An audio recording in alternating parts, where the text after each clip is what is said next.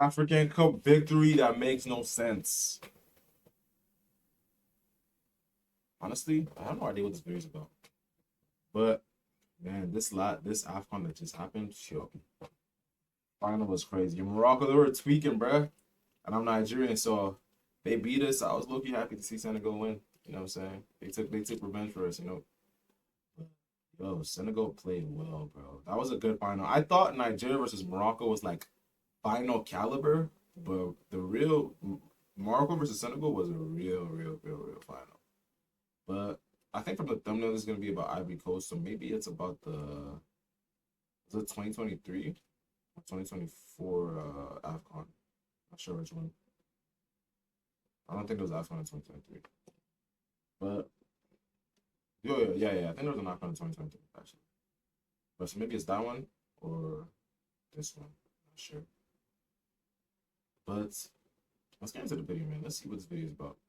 Imagine for a second that you are the host of the biggest party on your entire continent. You have spent over $1 billion preparing for it. You built massive stadiums, brand new highways, and renovated entire cities just for this 1 month. Your entire country is watching, expecting you not just to host, but to dominate. But then, disaster strikes. You don't just lose, you get absolutely humiliated in front of the entire world. Your fans are rioting in the streets, burning buses, and tearing up the stadium. Your coach is so embarrassed that he gets fired. They Ivory Coast won the last one.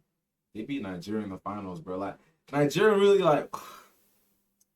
bro, actually sad to see, bro. Like we have the caliber to win, but I just don't know what the problem is. In the middle of the tournament, our country is just something dead in the water, a national disgrace, and the laughingstock of the football world. But then something impossible happens. A series of mathematical miracles brings you back to life. You are a zombie team playing on borrowed time, and somehow, against all logic, against all statistics, and against all sanity, you start to win. Well, goal was that? That was a crazy goal. Imagine this because this is a true story. The story of arguably the most chaotic, nonsensical, and legendary run in the history of international. Oh, this is their last run. This is the story of the Ivory Coast at the 2023 Africa Cup of Nations. See, they did. They won it, bro. And the thing is, they didn't just win it, bro. They won it convincingly. Like they beat Nigeria like 2-0 in the final, bro. It was just like, you know what I'm saying? Crazy this story is. Tough finals. They be like 1-1, 2-2. They go to penalties. They go to extra time. But blowout finals, bro. You have to understand the pressure cooker that is Abidjan. The Ivory Coast, or Côte d'Ivoire, is a football-mad nation. They have produced legends like Didier Drogba and Yaya Touré, players who defined a generation. But coming into 2024, that golden generation was long gone. The new squad was talented, featuring stars from top European leagues like Franck Kessié, Seko Fofana, and Sebastian Haller. But they hadn't clicked as a unit. Meanwhile, the government had invested heavily to host the AFCON, and the expectation was simple: win. Anything less would be a failure. To lead this mission, so what happened in Ivory Coast and they won it? Loki, this is what Morocco was about to do. A lot of cheating though for Morocco, like a lot of cheating with the towel gate, and like I was disappointed when I seen Hakimi take the towels, bro. Loki hired Jean-Louis Gasset, a 70-year-old French coach. He was an experienced man, but he had never managed in the chaotic environment of African football. His style was calm and possession-based, which critics felt was too slow for the intense physical battles of the AFCON. But there was an even bigger problem looming before the first ball was kicked. Two of the team's biggest attacking weapons, Sebastian Haller and Simon Adingra, were injured. They were included in the squad, but they weren't fit to play in the group stages, so Gasset was taking a massive gamble, hoping the team could survive the early rounds without them. But as the tournament kicked off, that gamble looked like it might just pay off, at least for a moment. The opening match was a carnival. The stadium was a sea of orange, the noise was deafening, and the Ivory Coast did exactly what they were supposed to do. They beat Guinea-Bissau 2-0. Seko Fofana scored a screamer within 4 minutes, settling the nerves of an entire nation. It looked like smooth sailing. The fans were dancing, the players were confident, and the worries about the injured stars seemed to fade away. One day, I would low-key want to watch like I wouldn't watch World Cup. At least I want to watch like a few games in the World Cup.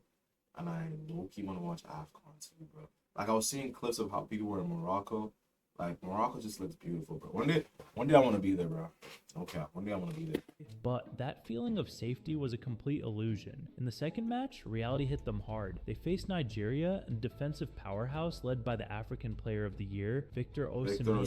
Nigerians didn't care about the powerhouse led by the African Player of the Year, Victor Osimhen. What does Lookman's face look chopped? Osimhen. What's going on in the Nigerians background? didn't care about the host nation's party. They set up a defensive wall that the Ivorians just couldn't break down. Without Haller to aim for in the box, the Ivory Coast passed the ball around aimlessly, looking toothless. Then disaster struck in the 50th minute. A young Ivorian defender, Ousmane Diamond, panicked in the box and gave away a penalty. Nigeria scored, won 1-0, and suddenly the pressure was. I said about Nigeria, bro. Like, no, the defense, Nigerian defense is so good, bro. Shout out Calvin Bassey, bro. That guy's a powerhouse, bro. But our problem is the goals, bro. Like, we need better when the midfielders are working, we get goals. But when they're not working, bro, like, it's just useless, bro. Even then, nobody panicked. The Ivory Coast still had 3 points. They just needed a result in their final group game against Equatorial Guinea, a tiny nation with a population smaller than some neighborhoods in Abidjan. It was supposed to be a routine win, but instead of a win, the world witnessed one of the most shocking collapses in the history of sports. On January 22nd, 2024, the Ivory Coast national team didn't just lose, they imploded. Despite dominating possession, the Ivorian defense fell apart. Equatorial Guinea, playing on the counterattack, sliced through them like a hot knife through butter. Emilio Nsue, a 34-year-old veteran playing in the Spanish third tier, looked like prime Ronaldo. He scored once, then again. And by the time the 75th minute hit, the score was 3-0 to the underdog. The stadium, usually full of songs and drums, fell into a stunned, terrified silence. Fans started crying in the stands. Others started leaving in droves, unable to watch the massacre. But it imagine in the 80s. Imagine you're hosting AFCON and you're doing them qualify. I mean, wait, they get automatic qualified, right?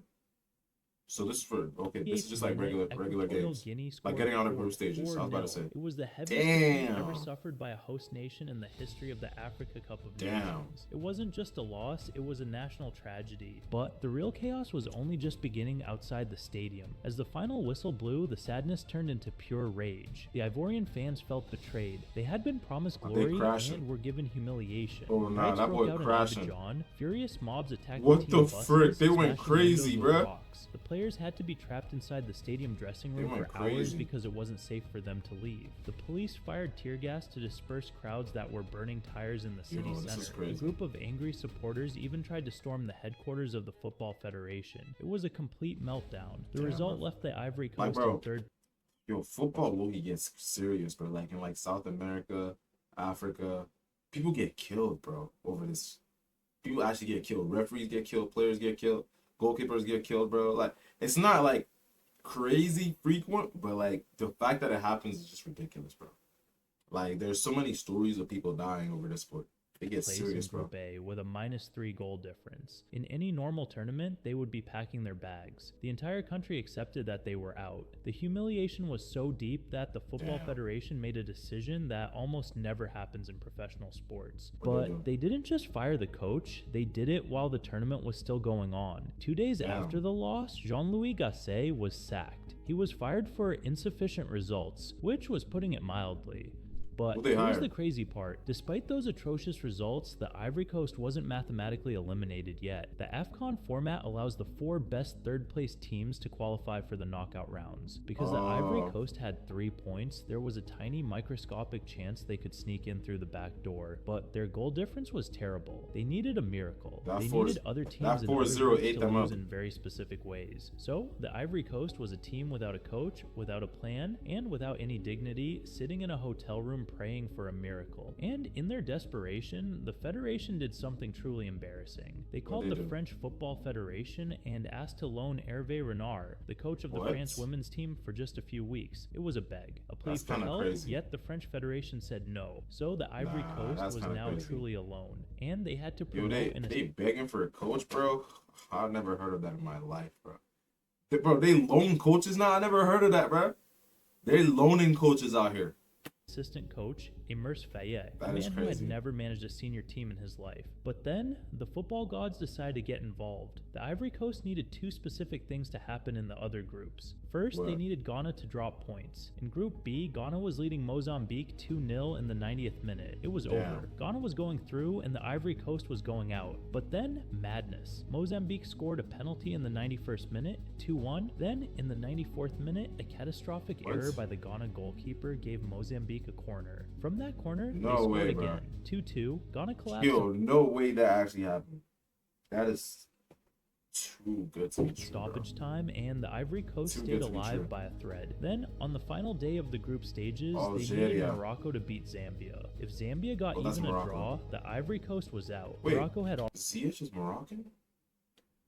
I didn't see him this AFCON. What happened to him? already qualified and had nothing to play for as they were already qualified to the next I swear round. Ziyech is Algerian, since bro. Morocco was a contender, they could have actually dropped points on purpose to ensure a reputable team like Ivory Coast was eliminated, so they would have one less difficult opponent to worry about in the knockout stages. But even though many teams may have been tempted by a black hat tactic like this, Morocco kept their integrity and did the hosts a massive favor. They won 1-0, and just like that, with 3 points and a -3 didn't goal actually make difference, it the to this Ivory Coast qualified as the because I didn't fourth see and him. final best third-place team. According to the group stage, they were the worst team left in the tournament. But when made a Enos crazy took over the comeback. team, he told them something that changed everything. He looked at his broken, humiliated squad and told them, "We are no longer players. We are zombies. We died against Equatorial Guinea. We are already dead, so we have nothing left to lose." It was a psychological masterstroke. The Damn, pressure this was is- gone because they were already Like, supposed it's a nice story, but like, it's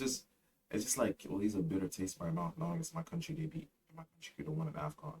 to be out, but their You know what I reward mean? for sneaking in was a nightmare. In the round of 16, they had to play Senegal. Senegal Yo, was Senegal the is a defending strong champion. team, They bro. were the only team to win They're all three of their strong. group games. They were perfect, organized, and terrifying, and the match started exactly how you would expect. Within 4 minutes, Habib Diallo scored for Senegal, 1-0. For 80 minutes, Senegal dominated. The Ivory Coast looked like they were heading for a quiet exit, and all that madness that happened in the group stage was going to be all for nothing. But then, Like, Faye it's a made different decision grind, that bro. shocked everyone. They He made had it. benched Franck Kessié, the team's superstar, for the start of the game. It was a bold power move, but with time running out, he threw Kessié onto the pitch, and in the 86th minute, the zombie team finally came to life. Nicolas Pepe burst into the box and was taken down. Pepe. Penalty. Then who stepped up? Franck Kessié, the man who had been benched. The pressure was immense. If he missed, the dream was over, but that wasn't even an option for him as he smashed the ball home. Put that- 1-1. put The that game in went there. to extra time. Yo, then Mendy's a good goalkeeper though.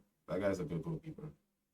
He's a good goalie. I can't believe Brahim Diaz actually missed that penalty, bro. penalties. And in That's the just- it shootout, just the looks so Ivorians didn't miss fraudulent. A single kick. Kessié once again stepped up and scored the winner. Suddenly, the impossible had happened. The defending champions were out, the zombies were walking, and faith was beginning to get restored within the Ivory Coast. This is looking But fire, if you thought bro. that was It's a fire dramatic, story. the quarterfinal against Mali was about to make it look like a warm-up. This match against Mali is widely considered one of the wildest games in AFCON history. In the first half, the Ivory Coast was a disaster again. They gave away a penalty, but their goalkeeper, Yahia Fofana, saved Fire. it. But then, right before halftime, Odilon Kosunu, their defender, committed a foul and got a second yellow card, which Damn. resulted in him getting sent off with a red Oh, card. that boy So the Ivory jubilating. Coast was down to 10 men for the entire second half, and Mali smelled blood. They attacked wave after wave. What?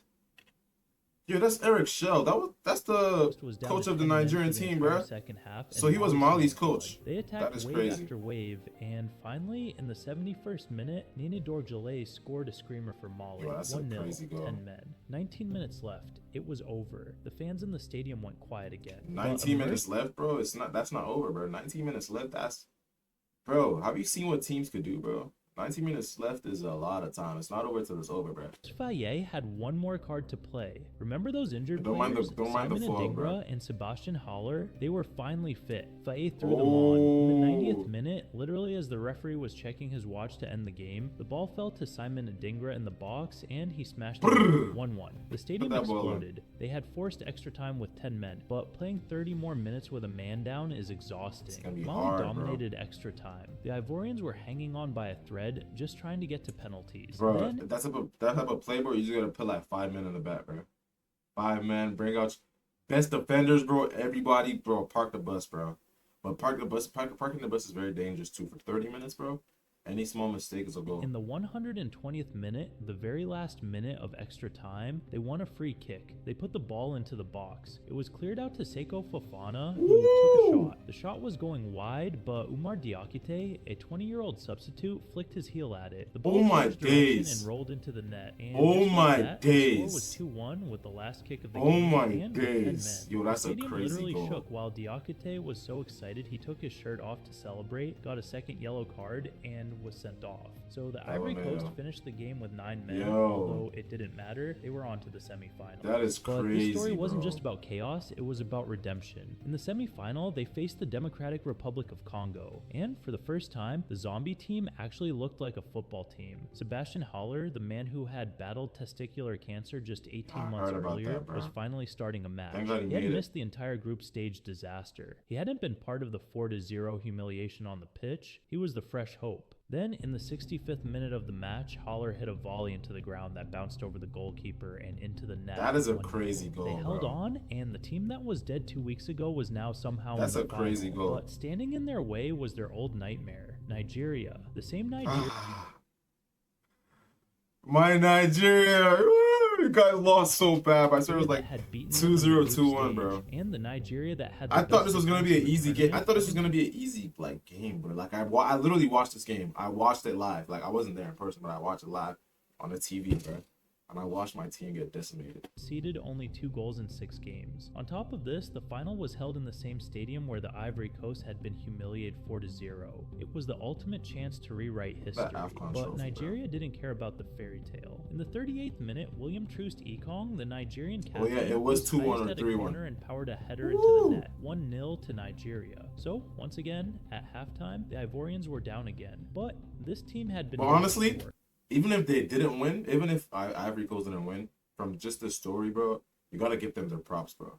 Being down from getting nearly eliminated. In the hotel room, praying for Mozambique to score. But the second half belonged to the kids and the survivors. Simon Adingra, the young winger who plays for Brighton, decided to take over the game. He tormented the Nigerian defense. In the 62nd minute, he whipped in a corner. Frank Kessié, the general, was there. He headed it in, 1-1. The comeback was on. The Nigerians. I remember that, bro. I remember watching this live, bro. All tournament, but they couldn't handle the noise and the energy of the Ivorian zombies. Then came the moment. Bro, that's actually a real thing, bro. Like, home advantage is a real thing. That noise in the stadium trembling, bro.